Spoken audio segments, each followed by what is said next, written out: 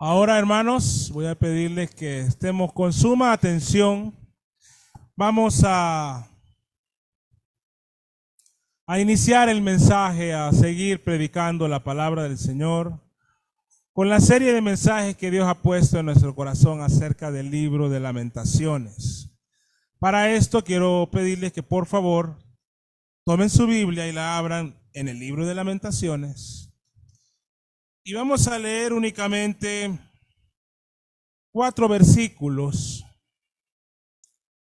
del primer poema de este libro, del versículo 8 al versículo 11. Dice la palabra de Dios: pecado cometió Jerusalén, por lo cual ella ha sido removida. Todos los que la honraban la han menospreciado, porque vieron su vergüenza, y ella suspira y se vuelve atrás. Su inmundicia está en sus faldas, y no se acordó de su fin. Por tanto, ella ha descendido sorprendentemente y no tiene quien la consuele. Mira, oh Jehová, mi aflicción, porque el enemigo se ha engrandecido. Extendió su mano el enemigo a todas sus cosas preciosas. Ella ha visto entrar en su santuario a las naciones, de las cuales mandaste que no entrasen en tu congregación. Todo su pueblo buscó su pan, suspirando. Dieron por la comida todas sus cosas preciosas para entretener la vida. Mira, oh Jehová, y ve que estoy abatida. Vamos a orar. Bendito Dios y Padre, en esta mañana continuamos delante de tu presencia. Y llegamos a ti, Padre Santo, con nuestro corazón abierto, para que tu palabra, Señor, llegue al fondo de nuestro ser y nos vivifiques, nos limpies, nos santifiques, nos protejas, nos guardes, Señor. Haz que la frescura de tu palabra inunde nuestra alma. Tu palabra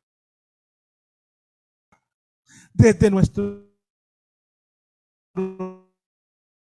corazones. Esta cabe.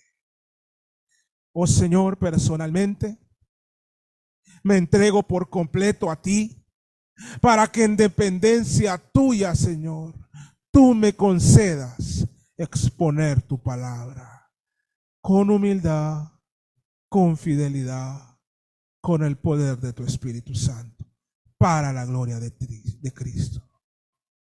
Dame humildad, Señor, y echa fuera de mí el orgullo. Oh Padre, te ruego por mis amados hermanos que están frente a mí, para que tu palabra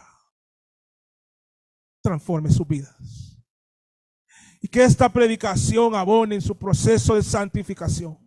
Y si alguien entre nosotros aún no te conoce, que esta predicación, Padre, tú la uses para que sea convencido de pecado, de justicia y de juicio, y venga el arrepentimiento y fe a ti, Señor. Aquí estamos, tuyos somos, en el nombre de Jesús. Amén. Convicción de pecado. En una ocasión se encontraron en las calles, ahí en la acera caminando, el orgullo, la mentira y la culpa. El orgullo fue el primero en hablar. No podría ser de otra manera. El orgullo dijo: soy un éxito. Nadie es más exitoso que yo. Nadie puede vencerme. he logrado apoderarme del corazón de la gente. Yo domino sus mentes y corazones. Y en algunos casos, hasta los he hecho sentir que no necesitan de nada ni de nadie en sus vidas. Que ellos pueden lograr todo, incluso fuera de la voluntad de Dios. No tengo riesgo de perder a ninguno de mis seguidores. El orgullo. La mentira replicó y le dijo: estás equivocado. Yo soy más exitosa. Y para que lo entiendas, aunque me duela, te diré la verdad en cuanto a mi éxito. Yo los he hecho creer a todos que son buenos. Incluso en algunos casos creen que entre más mienten, más buenos son. Y se rió a carcajadas. La mentira. Y ahí estaba la culpa, triste, cabizbaja. Y les dijo, a diferencia de ustedes dos, yo sí soy un fracaso. Porque a pesar que la gente es orgullosa, mentirosa y rebelde contra la autoridad, principalmente rebelde contra Dios, a pesar de todo eso, no se sienten culpables. Algunos incluso reconocen que son malos, pero no sienten culpa. Soy un total fracaso. El orgullo dijo, bueno, me voy, debo trabajar sin descanso. Mi arduo trabajo es lo que me ha dado tanto éxito. ¿Y tu culpa? Nunca tendrás tanto éxito, mucho menos si compites contra mí. El orgullo se fue. La mentira dijo, no le hagas caso. Yo te ayudaré para que la gente entienda su responsabilidad y sepa que tiene que aceptar su culpa, cuanto más se ofende a Dios. Tú descansa tranquila, yo haré el trabajo por ti. La mentira. Y se fue. Y la culpa se resignó y dijo, esperaré con paciencia a ver qué pasa. Esta pequeña historieta, hermanos, nos ilustra de alguna forma algunas cosas o lo que pasa en el mundo real. El corazón lleno de orgullo de los hombres, me refiero a toda la raza humana, los hace creer que no necesitan rendirse ante Dios y mucho menos obedecer sus mandatos. Y si el orgullo es el rey de los pecados por el cual se derivan otros, la mentira es la reina. Tanto así que la gente alrededor del mundo cree en dioses falsos. Son dioses de mentira. Ofrendan a dioses falsos. Rezan a dioses falsos. Y sirven a dioses falsos. Hoy las personas necesitan escuchar el evangelio. El glorioso evangelio de Cristo. De tal forma que mientras se expone el evangelio, las almas de los que escuchan puedan contemplar la santidad de Dios, la hermosura de Cristo, la majestad de la cruz, de tal modo que lleguen a ser conscientes de la suciedad de sus almas y de que han ofendido a Dios. Necesitan doblegar su orgullo y creer en la verdad. Cuando esto sucede, entonces reconocen que son culpables, reconocen que tienen una deuda que pagar, que son responsables de agravio contra Dios y que merecen el juicio, que la justicia de Dios debe o debería de caer sobre ellos.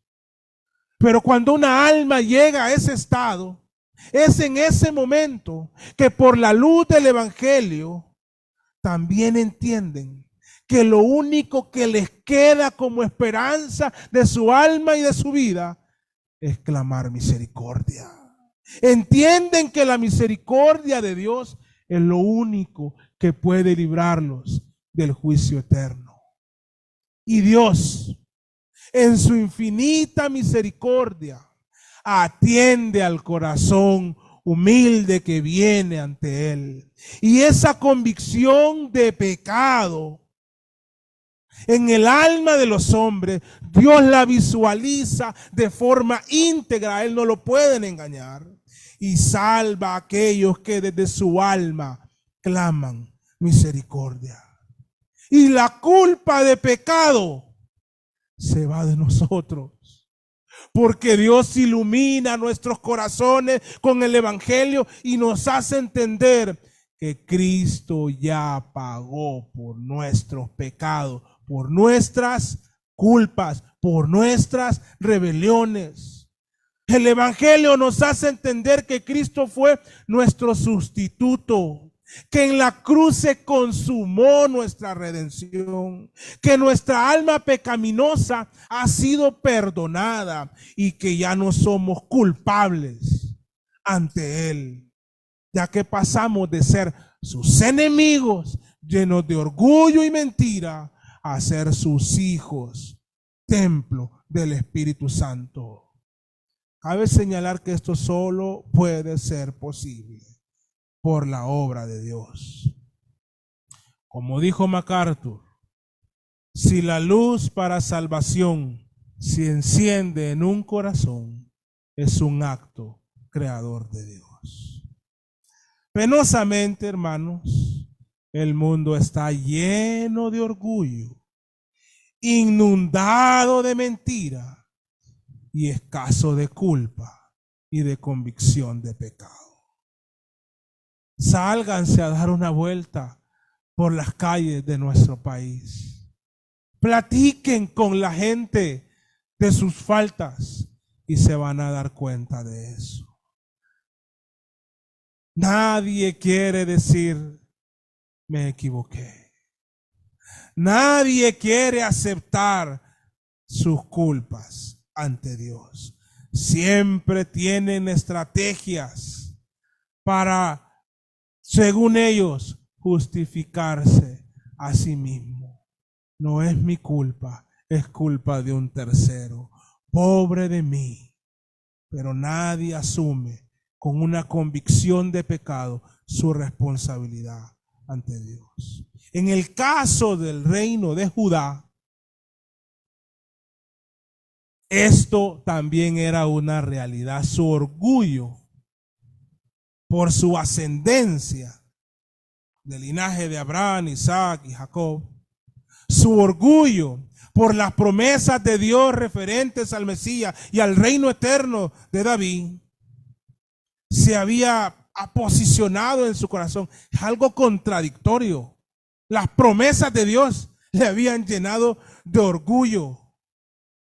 Su orgullo por la majestad del templo, donde había un lugar santísimo, donde la presencia de Dios estaba ahí. O sea, vean que el pecado de esta gente, se habían llenado de orgullo por los que debían más bien de ser humildes. Su orgullo se había llenado por su historia y por muchas otras cosas. El orgullo les había hecho creer que nada pasaría, aunque su relación con Dios fuera distante o nula. Ellos estaban convencidos de eso. También se habían acobijado con la sábana de la mentira. Vivían sin escuchar, sin anunciar y sin estudiar la verdadera palabra de Dios. De hecho, antes de la caída de Jerusalén, con el rey Josías, Se encontraron la ley en el templo y fue un gran evento para ellos. Se habían alejado de la palabra del Señor y por eso creían las mentiras de otras creencias y estaban adorando a dioses falsos. Incluso muchos de sus profetas estaban profetizando mentiras, como lo hacen también el día de hoy. En medio de todo esto, no había en el pueblo convicción de pecado. Por eso Dios hizo llegar la destrucción a esta nación. La destrucción fue masiva, hermano, horrible, espantosa, caótica. Es como cuando le viene a alguien lo que más teme, pero multiplicado por 10, exponencialmente. Porque años y años y años, y no había convicción de pecado y arrepentimiento de sus faltas. Se creían buenos, buscaban excusas, estaban llenos de orgullo, se creían muchas mentiras. Luego de esta destrucción, o incluso podríamos decir que en medio de ella, se escribe el libro de Lamentaciones.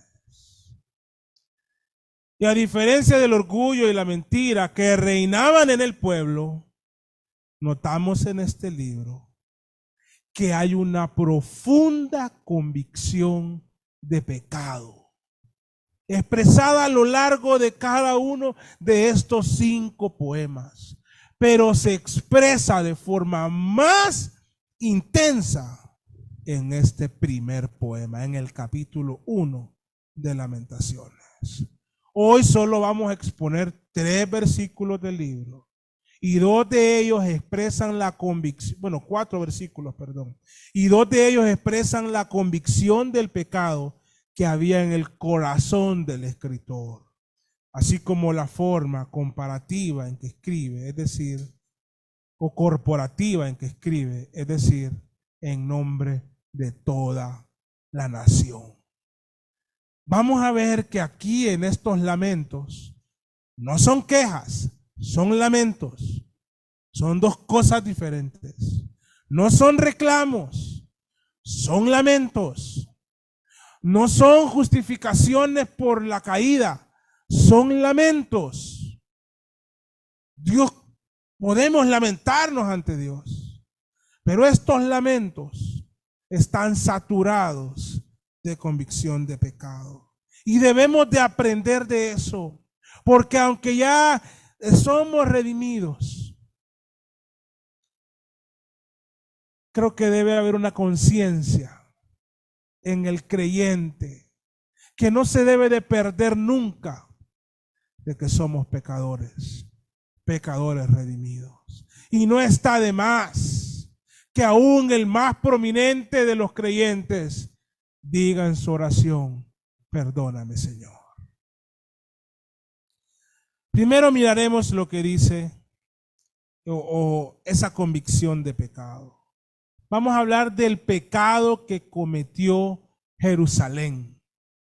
En el capítulo 1, o sea, en la primer poesía de este libro, se logra captar, si ustedes lo leen, van a lograr captar con mucha intensidad que hay convicción de pecado en el escritor. De tal forma que reconoce su culpa al menos en 7 ocasiones en este capítulo, en ese poema. En los 5 poemas él lo muestra, pero en el 1, en el primero, se muestra con mayor intensidad. El versículo 5, a mediados del versículo 5 dice: porque Jehová la afligió por la multitud de sus rebeliones. Reconoce su culpa, ¿lo ven? En el versículo 8, que es en el que estamos meditando hoy, en su inicio dice: pecado cometió Jerusalén. No lo oculta. En el versículo 9 dice: Su inmundicia está en sus faldas. En la lengua original, la palabra que está usando para inmundicia y el sentido de la figura que le quiere decir al pueblo es como cuando, con el perdón de las hermanas, solo estoy diciendo el significado, como cuando la mujer está en su periodo y en sus faldas se llenó de inmundicia. Su inmundicia está en sus faldas. Está reconociendo cómo está. El versículo 14 dice: el yugo de mis rebeliones ha sido atado por su mano. Versículo 18. Jehová es justo. Yo contra su palabra me rebelé. Reconociéndolo, hermano. Este lamento es personal, pero a la vez es corporativo y lo reconoce. Y el versículo 20 también dice: me rebelé, ya en su parte media, me rebelé en gran manera. Finaliza en el versículo 22. Haz con ellos, ahí al mediados, como hiciste conmigo, por todas mis rebeliones.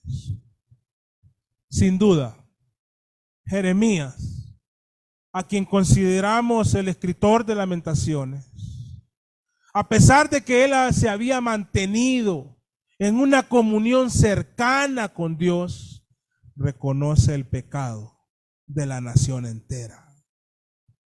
Lo que escaseaba en la nación, abundaba en Jeremías. ¿De qué estamos hablando? Convicción de pecado. Dios no ve con malos ojos la convicción de pecado, la humillación ante Él, la súplica por misericordia. Dios no ve con malos ojos las lágrimas de los suyos. Para Él son un deleite. Como dice el comentarista Irving Jensen, la carga espiritual de Jeremías era el deseo de que los judíos en cautiverio clamasen al Señor pidiendo su ayuda. Y dicho sea, así de paso, es la tarea de todos los que nos dedicamos a la predicación de la palabra.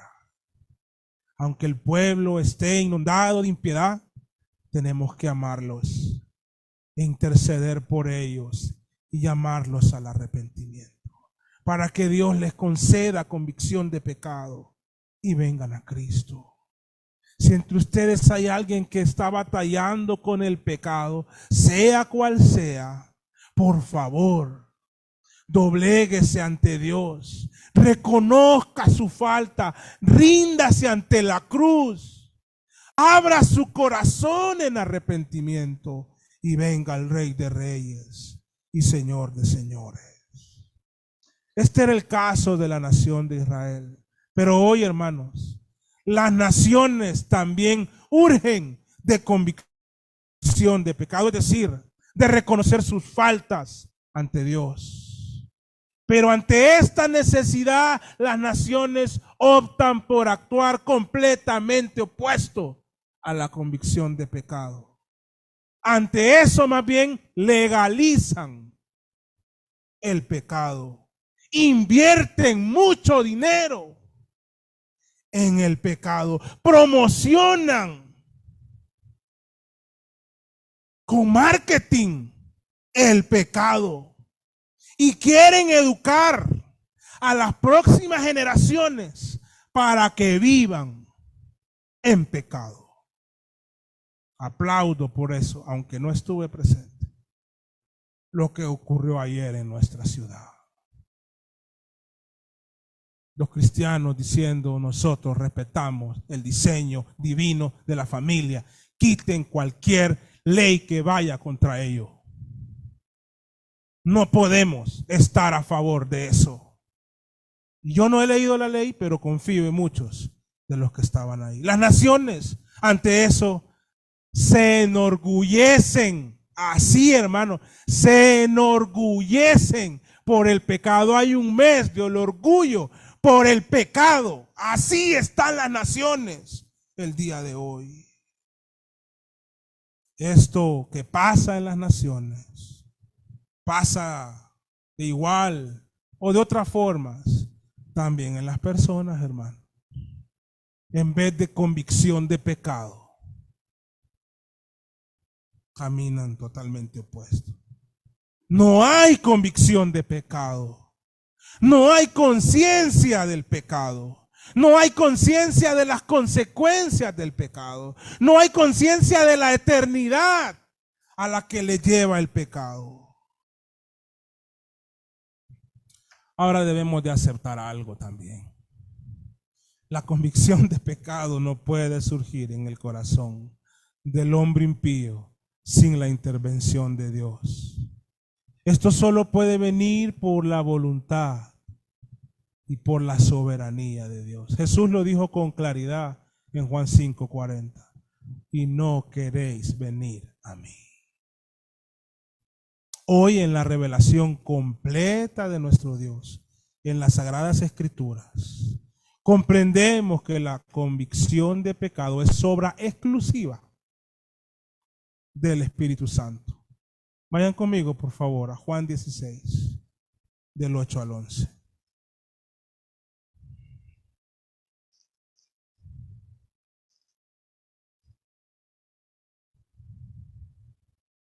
Está hablando del Espíritu Santo en Juan 16, 8 y dice: cuando Él venga, convencerá al mundo de pecado. ¿Quién? El Espíritu Santo. No son los pastores. No, ni los más prominentes. Ni los más dotados de la oratoria más fina. Ni aquellos que dicen que tienen poder de convencimiento. No. Cuando Él venga, el Espíritu Santo convencerá al mundo de pecado, de justicia y de juicio. De pecado, por cuanto no creen en mí. De justicia, por cuanto voy al Padre y no me veréis más. Y de juicio, por cuanto el príncipe de este mundo ha sido ya juzgado. Si quieren aprender más de este pasaje, en nuestro canal de YouTube, haga esta publicidad. El mensaje se llama El Espíritu Santo en Acción. Pero es una obra exclusiva del Espíritu Santo. Para que una persona o una nación sea doblegada ante la majestad de Dios y que desde su alma haya un clamor por misericordia, volteando sus ojos a la cruz y doblando sus rodillas ante Jesucristo. Para que una nación, una persona, pues, sienta profundidad esta convicción de pecado, solo puede ser posible como resultado de la predicación, que quede claro, de la predicación del Evangelio de Cristo. Romanos lo dice con toda claridad. ¿Cómo van a creer? ¿Cómo van a creer si nadie les predica? Por el oír viene la fe, pero ¿cómo oirán? Dice. Es por eso que la iglesia debe de trabajar y usar en la medida de lo posible todos los medios que estén dentro de sus posibilidades para que más personas escuchen el Evangelio. No podemos ser indiferentes ante esto como iglesia. No podemos ser orgullosos. No podemos ser un témpano de hielo ante la necesidad inminente de Cristo y que de las almas perdidas escuchen el santo evangelio de Dios. Por eso debemos estar unidos, para que vengan a los nuestros y a nuestra nación convicción de pecado, como producto de que están escuchando el santo evangelio de Dios. Y su iglesia es la llamada a hacer esta tarea. Es decir, ustedes, hermanos, junto conmigo, soy parte de esta iglesia. No podemos decir, no, pero ahí están 2, 3 hermanos que ellos hacen la tarea ahí tranquilo, yo de mi parte. No se puede, hermano. Somos una iglesia, somos una comunidad cristiana, somos un cuerpo en Cristo y nos movemos como cuerpo para la gloria de Cristo en el anuncio y en la proclamación del santo evangelio. La nación de Judá no tenía convicción de pecado y le llegó lo peor. Eso sigue pasando, hermanos, en las vidas y en las naciones. El orgullo se llena de la gente. No hay convicción de pecado. Piensan que nada malo les va a pasar. Hay avisos, pero aún así no se doblegan ante Dios. Y Dios un día deja que las consecuencias terrenales, al menos, del pecado, pues lleguen. Solo son una antesala a las consecuencias eternas del pecado. Ahora, quiero que vayamos, y esto como explicación de lo que en esencia nos dice el versículo 8 y 9, sobre todo la expresión inicial de cada uno de estos versos. Pecado cometió Jerusalén, su inmundicia está en sus faldas. Vemos en el autor esta convicción de pecado, pero también está en el versículo 10 y 11. Y si ustedes notan, no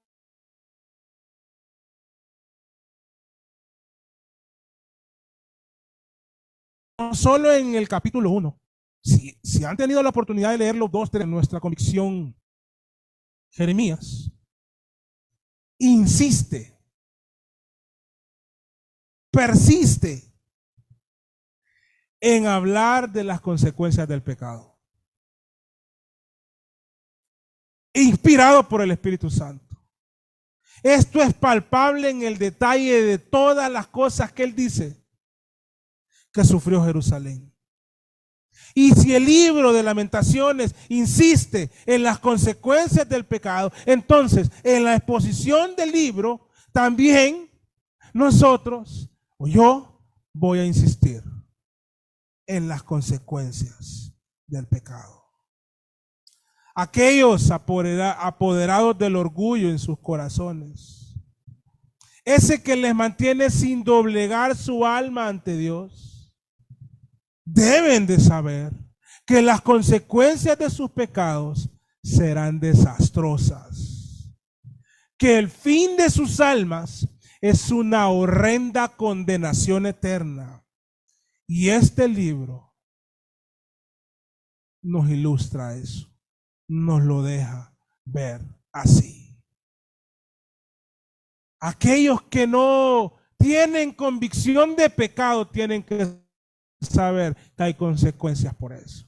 Aquellos que no vienen en arrepentimiento luego que el pecado ha llegado a hacerles sentir esa culpa, y de hecho sea de paso, los cristianos no vivimos con culpa, pero cuando nos estamos arrepintiendo la reconocemos, pero entendemos en el evangelio que nuestra culpa, nuestros pecados fueron transferidos a Cristo y su santidad no fue transferida a nosotros. Nosotros vivimos con libertad del alma, no somos esclavos de la culpa. El pasado no nos encadena porque estamos libres en el Señor. Pero el que no tiene convicción de pecado y por lo tanto no viene en arrepentimiento y fe, debe saber que hay consecuencias. Versículos 10 y 11 nos ilustran algunas consecuencias que pasaron en Jerusalén. Primero el versículo 10 dice: extendió su mano el enemigo. Lamentaciones 1:10. Extendió su mano el enemigo a todas sus cosas preciosas. Ella ha visto entrar en su santuario a las naciones de las cuales mandaste que no entrasen en tu congregación. El templo, hermanos, era un mandato. Desde que tuvieron el tabernáculo, los extranjeros no podían entrar ahí. Hermanos, así que en el lugar santísimo solo podía entrar el sumo sacerdote. ¿Cuánto menos iban a entrar impíos que adoraban a otros dioses? No se podía. Esta prohibición la vemos desde la ley. Vayan conmigo a Deuteronomio, por favor. Deuteronomio. Capítulo 23.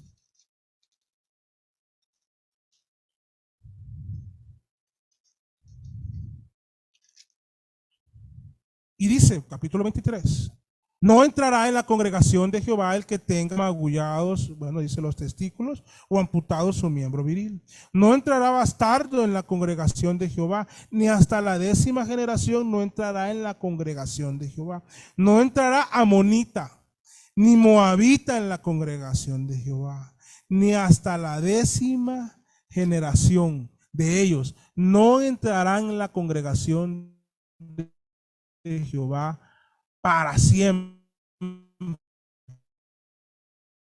Y le dice, por cuanto no salieron a recibir con pan contra ti a Balaam, hijo de Beor, de Petor, en Mesopotamia, para maldecirte. Y bueno, ahí les dice, los extranjeros, el moabita y todos ellos, no van a poder entrar.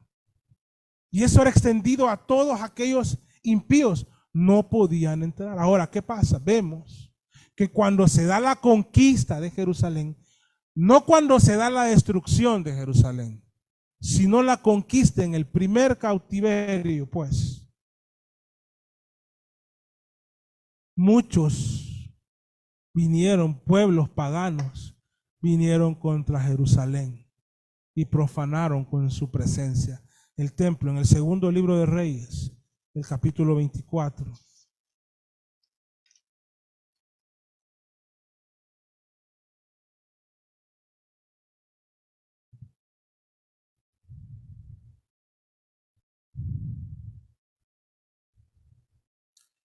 En su tiempo, dice versículo 1, subió en campaña Nabucodonosor, rey de Babilonia.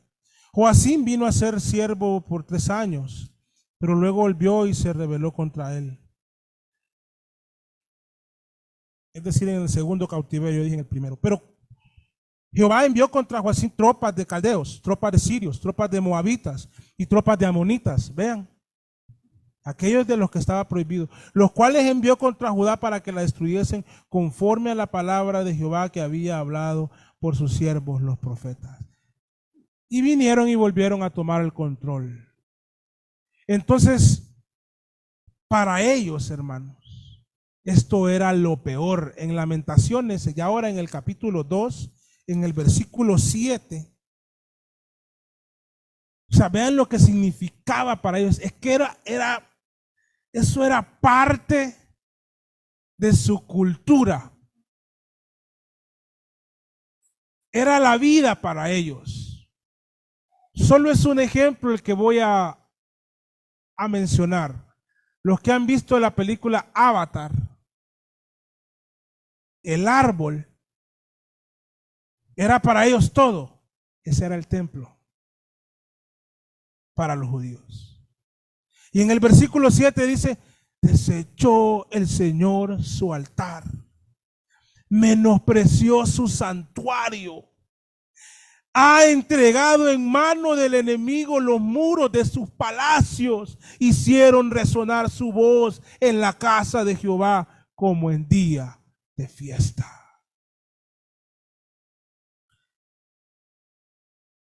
Esto sería, hermanos, como que los rusos vieran extendida la bandera de Estados Unidos en el Kremlin, o los americanos vieran extendida la bandera de Rusia en la Casa Blanca. Lo peor que les puede pasar. Me refiero que ellos tuvieran el poder en esos lugares. Hermanos, les había pasado lo peor para su cultura, tal vez nosotros no lo entendemos porque no tenemos un lugar así, pero para ellos hasta el día de hoy, ya después de que el muro, recuerden que se volvió a construir el templo más adelante, Y después se volvió a destruir en el año 70. Y ahí quedó un muro. ¿Sabe cómo le dicen a ese muro, verdad? El muro de los lamentos. Y para ellos tiene un gran valor, es el templo. Y ahí están diseñando para ese templo. Esta entrada de las naciones al templo fue una desdicha para el reino de Judá.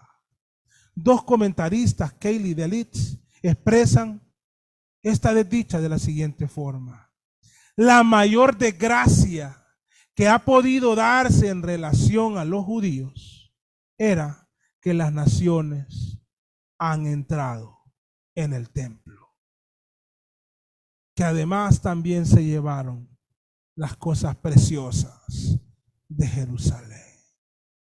Lo que nos está diciendo la palabra de Dios, que las consecuencias del pecado van a ser aún mayores de las cosas peores para nosotros. Lo más representativo, lo que menos nos esperamos, las consecuencias del pecado sobrepasan eso y van más allá. Ahora, creo que fue en el primer exilio que también se llevaron a otro profeta que se llama Ezequiel. Ezequiel estuvo en cautiverio, profetizando desde allá por varios años. Y una de las profecías que se le da a Ezequiel, que es un debate en escuelas teológicas esto, yo no me voy a meter a eso, pero se le da una visión de un nuevo templo, Ezequiel 40. No lo vamos a leer, solo quiero que lo apunten ahí, que lo tengan ahí. Ezequiel está después de Lamentaciones, hermano. No lo busquen muy largo. Ya a estas alturas tienen que saber a dónde está Lamentaciones. Pues en el capítulo 40, que es un bonito debate, por cierto, se le da la visión del templo y cómo va a ser y que debe. Entonces viene una esperanza para ellos, que habrá un nuevo templo con una gloria mayor. ¿Qué templo es ese? Y ahí viene todo un debate teológico. Pero ya en el capítulo 44, hablando de esto, dice en el versículo 6: y diréis a los rebeldes, a la casa de Israel, así ha dicho Jehová el Señor, basta ya de todas vuestras abominaciones, oh casa de Israel, de traer extranjeros, incircuncisos de corazón y por lo tanto incircuncisos de carne, ¿verdad? Para estar en mi santuario y para contaminar mi casa, y ofrecer mi pan, la grosura y la sangre, y de invalidar mi pacto con todas vuestras abominaciones. Pues no habéis guardado lo establecido acerca de mis cosas santas, sino que habéis puesto extranjeros como guardias de las ordenanzas de mi santuario. Bueno, y sigue diciendo que ese templo no debe de pasar lo que pasó antes. Y por eso creo que hay en lo que todos coincidimos cuando discutimos teológicamente de este, es que no era el siguiente templo que se construyó del que está hablando. Algunos creen que sí, pero creo que no. Bueno, pero ese no es el debate. La cosa es que lo que había pasado, que extranjeros invadieran, que en el versículo 10, era algo no solo para el pueblo de Israel. Ellos lo habían permitido de alguna manera antes. Para Dios mismo era una ofensa.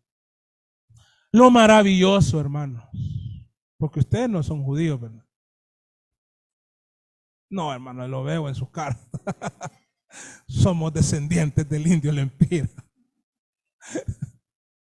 Que esta semana fue el día de Lempira. Lo maravilloso es que el día de hoy tenemos entrada ante la presencia de Dios.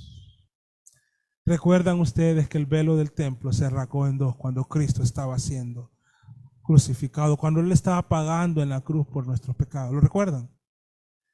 Y hay un pasaje que yo quiero que se deleiten leyéndolo. Hebreos. Léanlo, por favor. El capítulo 10, versículo del 19 al 25.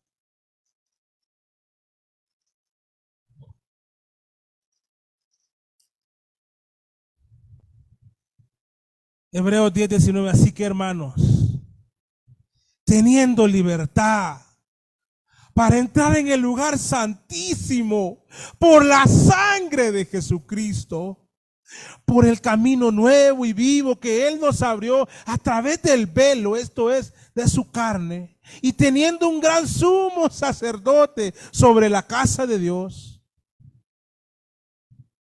acerquémonos con corazón sincero, en plena certidumbre de fe, purificados los corazones de mala conciencia y lavados los cuerpos con agua pura. Mantengámonos firme y sin fluctuar la profesión de nuestra esperanza, porque fiel es el que prometió. Y en este contexto aparece este versículo: y considerando unos a otros para estimularnos al amor y a las buenas obras, no dejando de congregarnos, como algunos tienen por costumbre, sino exhortándonos, y tanto más cuando veis que aquel día se acerca. Pero lo más importante es que ahora tenemos entrada. Pero bueno, les vino a ellos lo que menos esperaban. En el versículo 11, para cerrar, hermano, ya el mensaje en esta mañana, quiero cerrar en el versículo 11. Estamos viendo esas consecuencias por el pecado: el templo destruido, el templo profanado. El versículo 11 dice: todo su pueblo. Ahora, primero en el 10 nos dice lo que pasó, cómo se profanó el templo. En el 11 nos dice la hambruna. Vean, consecuencias de ese pecado. Todo su pueblo buscó su pan suspirando. Dieron por la comida todas sus cosas preciosas para entretener la vida. Mira, oh Jehová, y ve que estoy abatida. Este lamento también expresa el hambre que llegó a Jerusalén como consecuencia de sus pecados. Y a lo largo de los lamentos nos va contando lo deplorable de la situación de hambruna en Jerusalén. Vean el segundo poema, el capítulo 2, los versículos 11 y 12. Dice el que se está lamentando: mis ojos desfallecieron de lágrimas, se conmovieron mis entrañas, mi hígado se derramó por tierra a causa del quebrantamiento de la hija de mi pueblo, cuando desfallecía el niño y el que mamaba en las plazas de la ciudad, porque no había ni leche en los pechos de las madres. Decían a sus madres: ¿dónde está el trigo y el vino? Versículo 12. Desfallecían como heridos en las calles de la ciudad, derramando sus almas en el regazo de sus madres. Ahí morían, hermano. Fue terrible eso.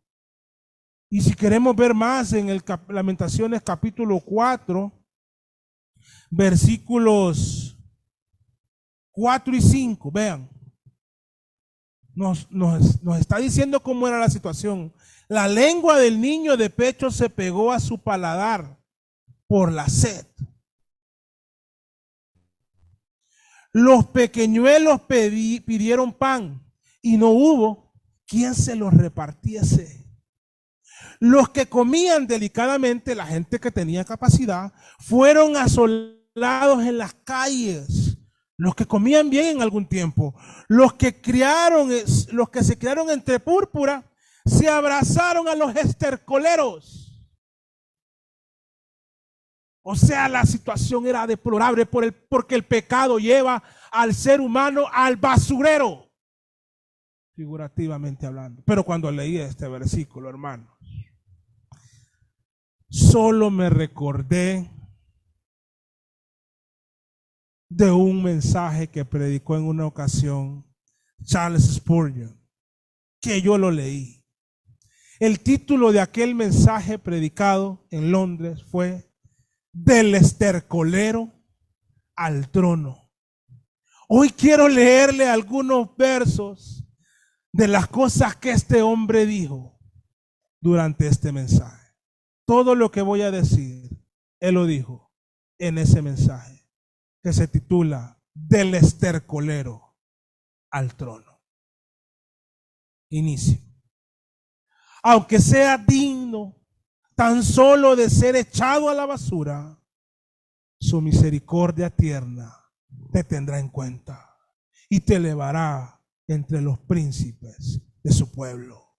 Oh amigo, si el pecado te hace sentir enfermo, la cabeza enferma, el corazón fatigado, y si desde la cabeza hasta los pies le parece llaga podrida y corrupción, todavía el amor del Señor de gloria bajará hasta ti.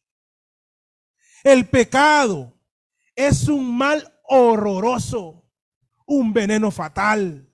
Sin embargo, y aun cuando hubiere penetrado en tu alma y en tu cuerpo hasta hacerte repugnante moral y físicamente, la gracia infinita de Dios, manifiesta en Cristo Jesús, es capaz de levantarte de tanto embrutecimiento y degradación y constituirte en glorioso trofeo de su gracia. Luego hace él mismo una pregunta: ¿cómo escoge el Señor a los suyos?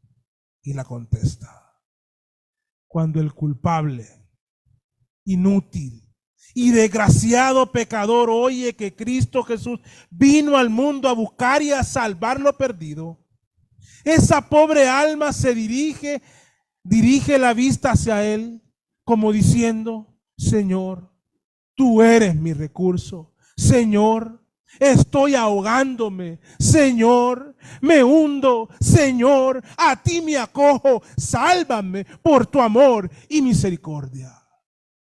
Llegando el alma a este punto, ya está fuera del estercolero. Desde el momento en que el pecador se abandona así y se rinde así a la misericordia divina, cesa de ser pecador perdido. Dios borra de una plumada, como si dijéramos, Él borra todas sus culpas. Ya no se halla culpable en su presencia, sino justificado por la sangre de Cristo. Es salvado por gracia mediante la fe, no por obras. Es un don de Dios. Ya puede levantarse de su arrepentimiento en saco y ceniza, cantando un nuevo cántico en honor del Cordero inmolado que le redimió. Fin de la cita. Y quiero cerrar brevemente recordando la parábola del hijo pródigo. Se alejó de su padre. Se atoró con su riqueza. Pero las consecuencias de sus pecados lo llevaron a querer comerse la comida de los cerdos. Pero había un padre, como la figura de nuestro Dios, que lo estaba esperando. Y llegó a aquel hijo la convicción de pecado.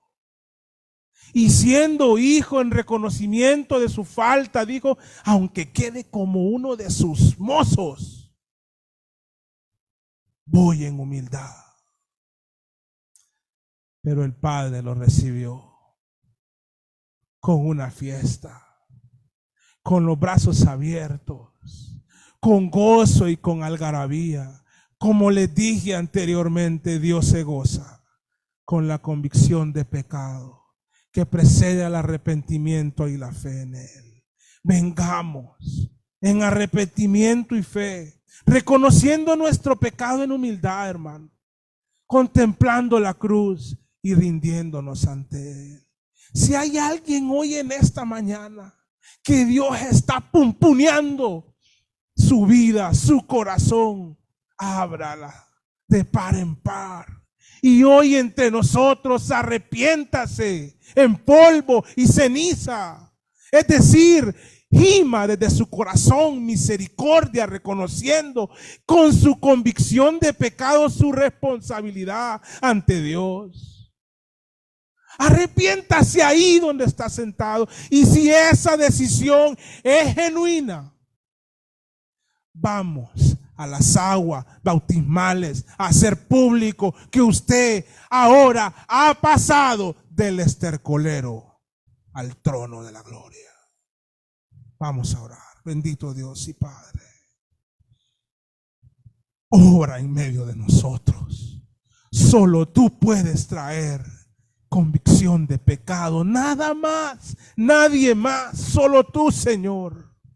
Trae en medio de nosotros, te suplico, convicción de pecado, para que tu evangelio sea conocido, abrazado, creído y proclamado, Señor. Santifícanos con tu palabra. Y si en medio de nosotros tú has concedido fe a alguien, muéstranos, Señor, cuando vaya a las aguas bautismales en plena convicción. Te lo pido en el nombre de Jesús. Amén. Y amén. Creo que los hermanos tienen un canto. Así que pónganse de pie, hermanos, y vamos a cantar este canto.